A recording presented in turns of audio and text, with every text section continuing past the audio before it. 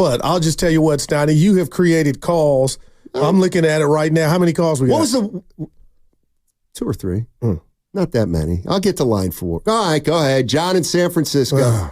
I'm worried about this one. Well, no, speaking of memories, Steiny, we're just kind of going down memory lane. And I know what's coming here. He's going to stick it to me. No, I'm not. I just want to remind you of a beautiful memory that we had on this show before I bring on our caller. Are you serious? All right, let's welcome in John Fogerty.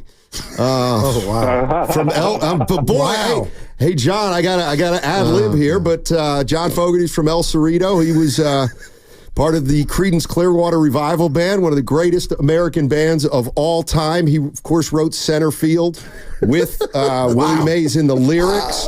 And John, geez, boy, thanks for joining us. This is John Salley.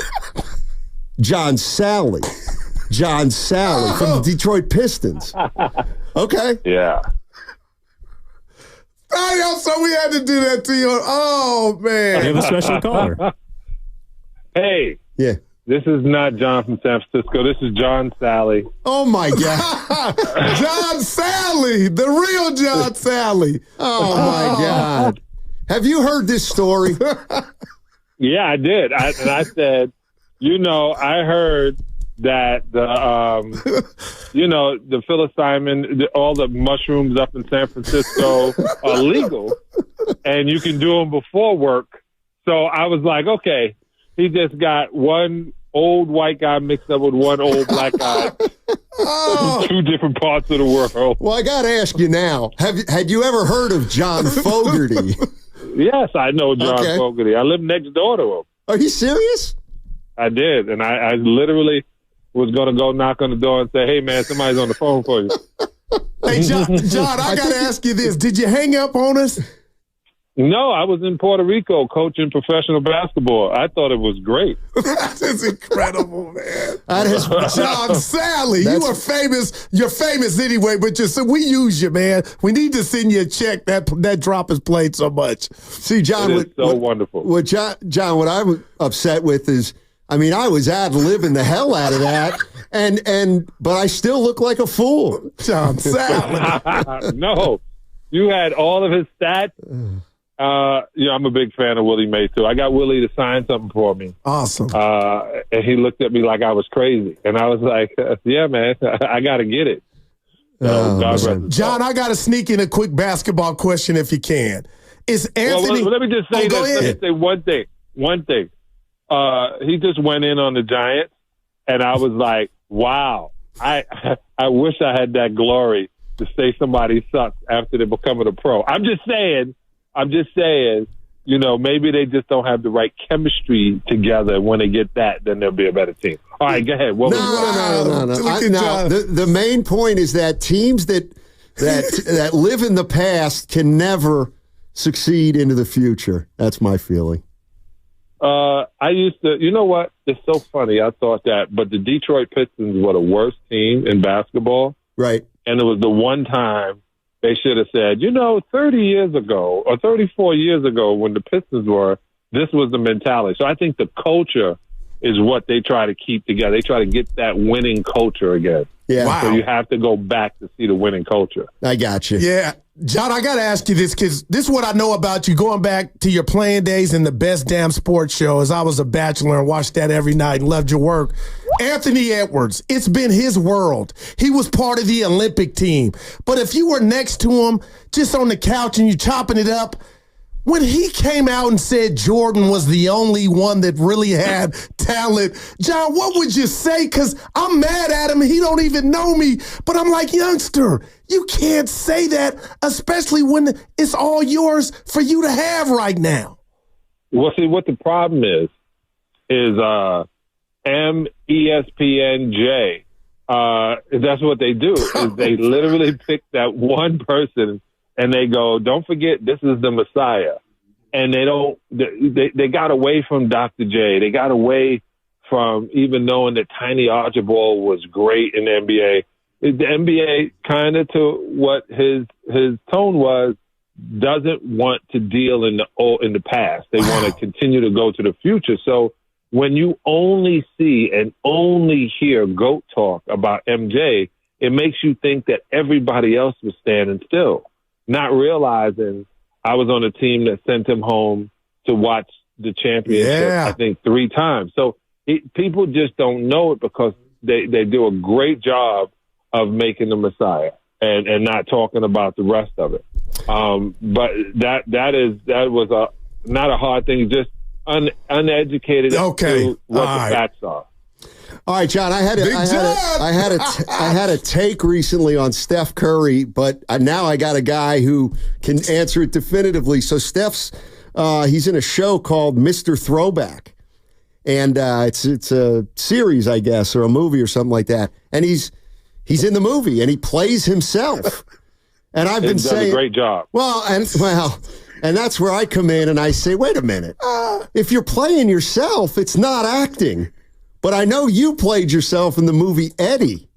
Is it acting? Well, I played for Siri.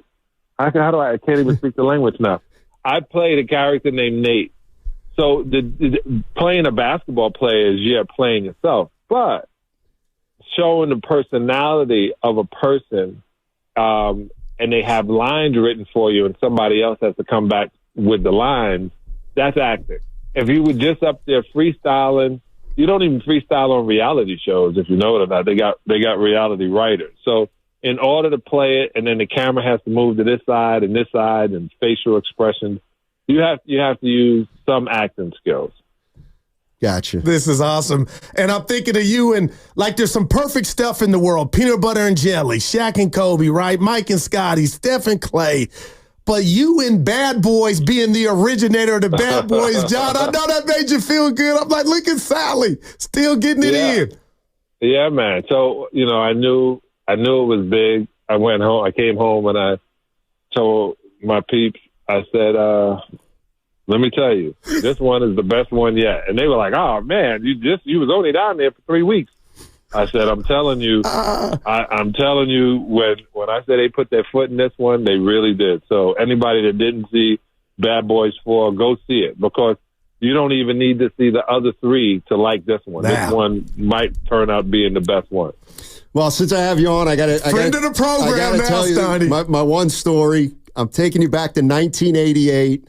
I lived in Philadelphia, essentially, and I drove 15 hours to the Pontiac Silverdome to watch you guys play, because I was a huge Celtics fan, and I watched you guys eliminate the Celtics in '88 in the Eastern Conference Finals.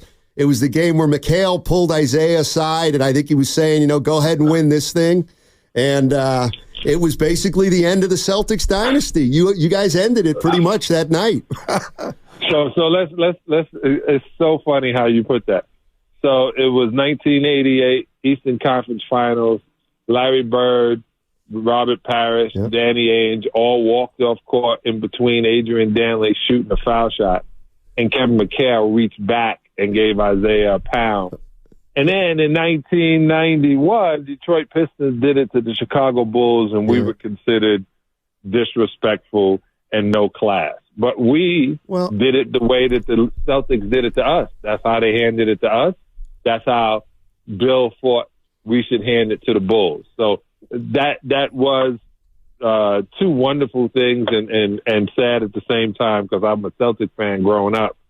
And I would say to Red Auerbach when he didn't draft me, I said, Red, I'm going to make you pay for that.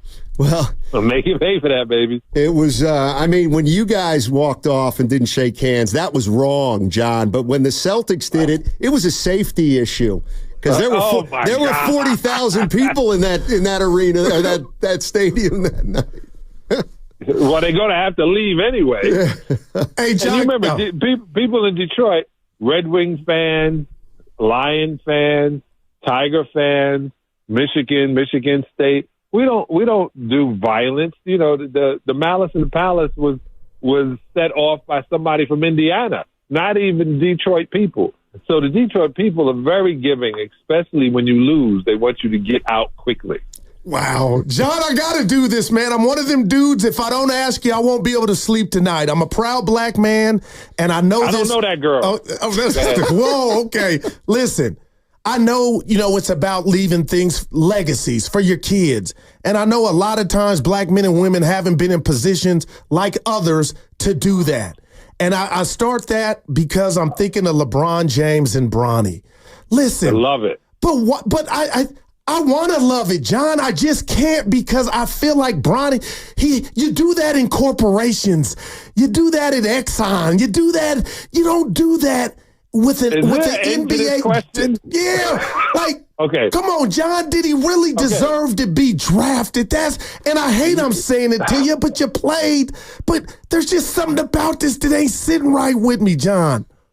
Oh my God. You know what? Then what really shouldn't sit right to you is all the things that they're reversing in this world.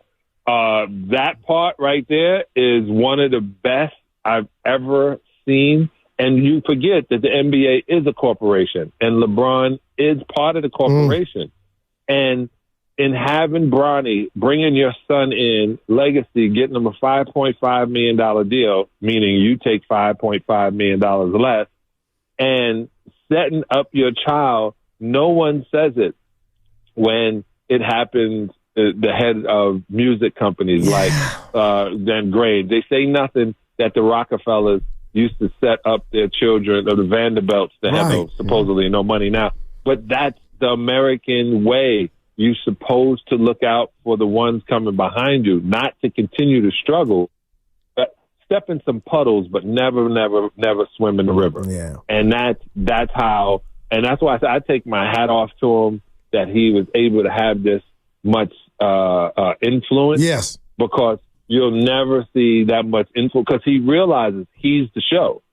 So when LeBron goes to a game and he doesn't play, people leave because they're not coming to watch the game. They're coming to watch LeBron play.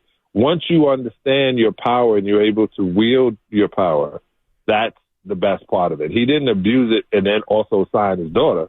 He did sign his son, who could be and turn out to be a great player. Hey, Steph Curry's father was way better than Steph Curry. And then Steph Curry turned into Steph Curry. But Dale Curry was a beast, brother. And you remember, I love Steph, one of my favorite people. And you guys was ready to trade him. Ready to trade him. Ready to trade him. Oh, no, his ankles are weak. Hey, I listen to your station. I am, a long-time listener, first-time caller. And And I remember, like, people jump, and you should just, trust the process. If it doesn't turn out, then he doesn't turn out to be like Ken Griffey Jr. He doesn't turn out to be like Barry Bonds. But what if he does? What if he turns out, just the environment, what if he does turn out to be unbelievable? He may not be his father. I don't think there'll ever be another one like LeBron. Yeah. I'm not saying he's the GOAT, but man, in the last 10 years, this brother is amazing. No, it's incredible. It's incredible. So and he gets better with age. He's probably taking my health products, and you guys should too. You go to shopbetter.com, Shop Better Life, BETTA. Okay. I couldn't afford the whole ER because it's the hard ER, so I put an A on it. BETTA life.com. And you take these life, like I just turned 60 and you look great. You're not lying. And I feel 39 going toward 36. So, listen to us, Steiny. I'm going to be crazy. Checking it. Yeah. I'll tell you what, John, we're doing that for you. If you could just say, this is John Salley. You're listening to Steiny and Guru on 95.7 The Game. Man, we'd appreciate that.